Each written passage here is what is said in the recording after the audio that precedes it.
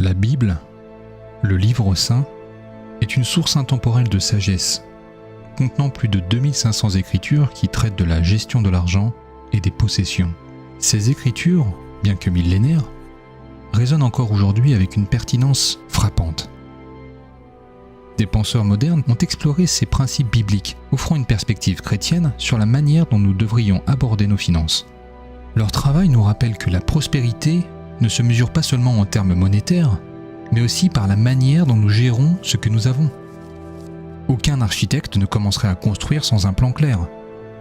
Aucun de nous ne devra également naviguer dans les eaux tumultueuses de nos finances sans une feuille de route claire.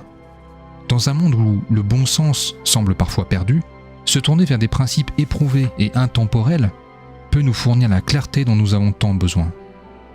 Après tout, dans la quête de la richesse, ce n'est pas seulement ce que nous gagnons, mais comment nous le gérons qui détermine notre véritable succès. Et aujourd'hui, nous avons Dave Ramsey, l'homme qu'il faut pour parler de tout cela.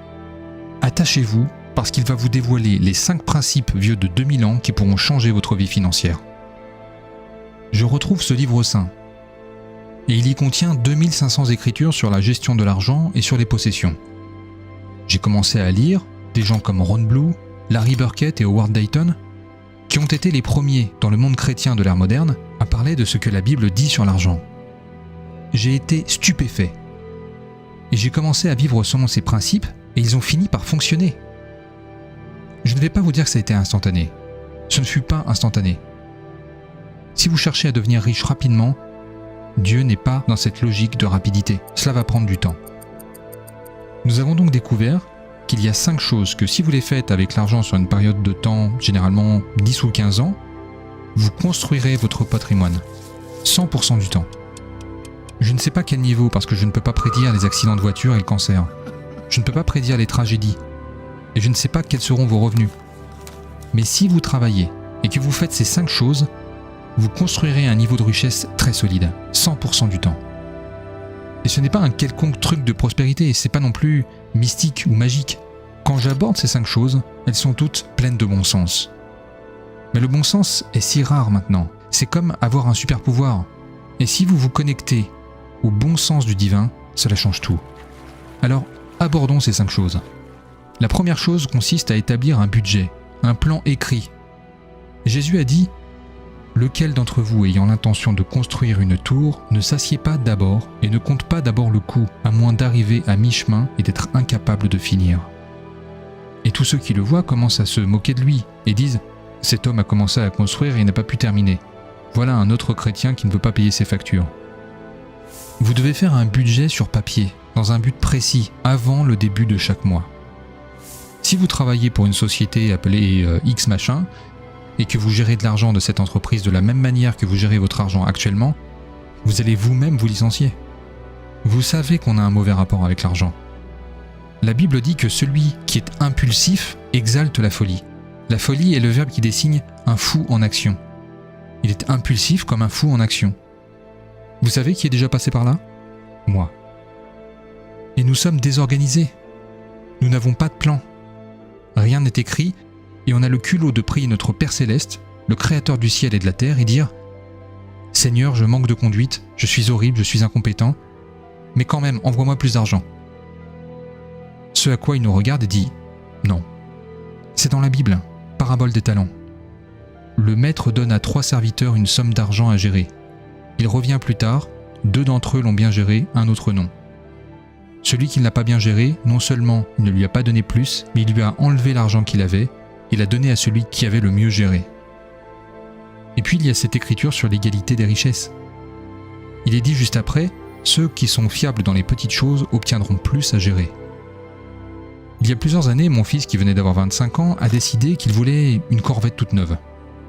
Je l'ai regardé et je lui ai dit « Je suis un père affectueux, mais non, tu peux pas avoir une Corvette neuve. » Bien que cela semble être une bénédiction pour toi, mon fils, elle fait 465 chevaux, elle a une carrosserie en fibre, elle passe de 0 à 100 km/h en 3,1 secondes.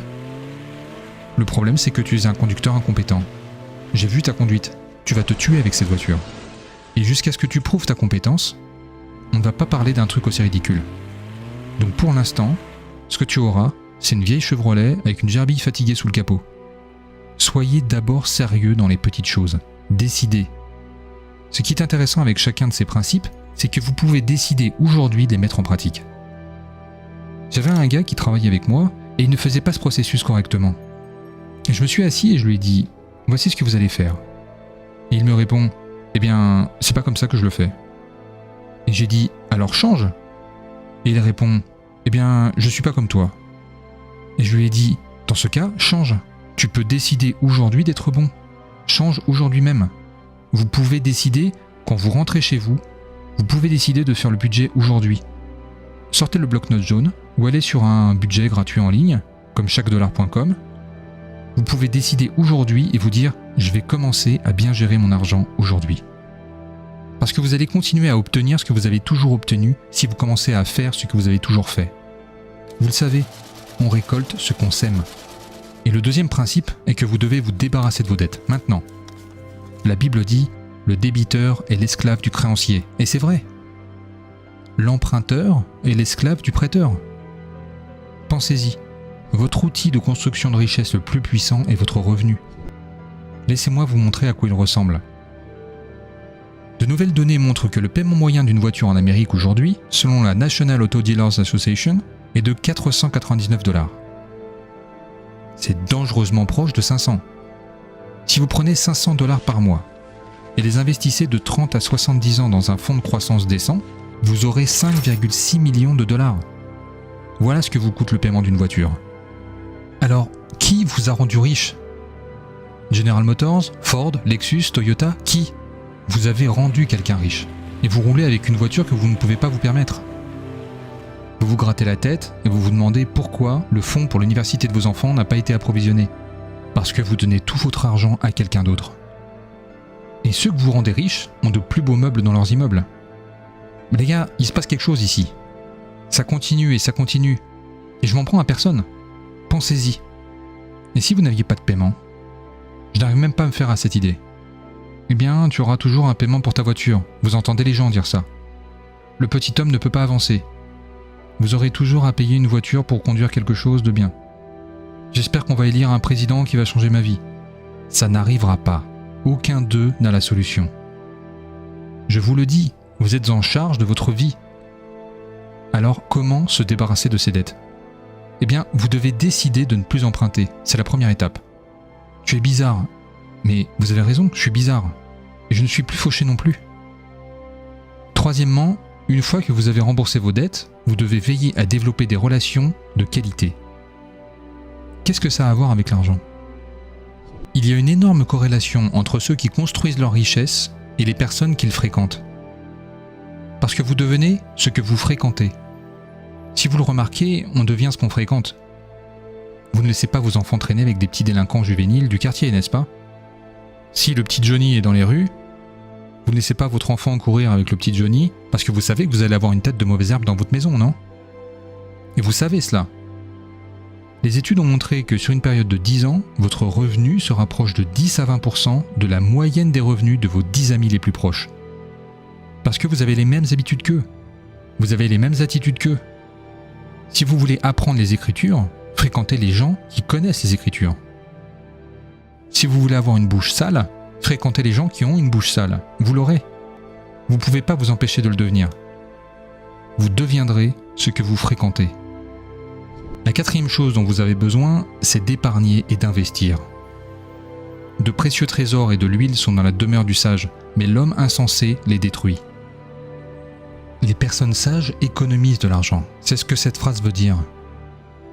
L'huile est un signe du Saint-Esprit dans l'Ancien Testament. Elle était utilisée pour oindre les rois et pour que l'huile brûle dans le Saint des Saints. Et donc elle était utilisée sur le marché comme nous utilisons de l'argent aujourd'hui, comme moyen d'échange. Si vous aviez une carafe d'huile, vous étiez prêt à faire des affaires. Et c'est un signe de richesse. Alors relisons autrement cette phrase. Dans la maison des sages, il y a des réserves d'argent. Les gens sages économisent de l'argent. Pourquoi? On va pas commencer par leur dire qu'il y a urgence, non? Grand-mère l'a dit, économiser pour les jours pluvieux. Je vous dis qu'il va pleuvoir, tu vas avoir un accident de voiture, tu vas perdre ton travail, il va se passer quelque chose, tu vas avoir besoin d'argent. Dave, tu dois être positif. Je suis certain qu'il va pleuvoir, quelque chose va arriver. Et puis tu dois économiser et investir pour prendre ta retraite avec dignité. Tu sais, je vais dépenser tout ce que je gagne et espérer que le gouvernement, qui est bien connu pour sa capacité à gérer l'argent, prendra soin de moi. C'est une idée stupide. C'est juste ridicule. Et nous comptons sur eux, d'une manière un peu bizarre, pour venir. Ils ne viendront pas. Il n'y a pas de cheval blanc. Il n'y a pas de calvaire.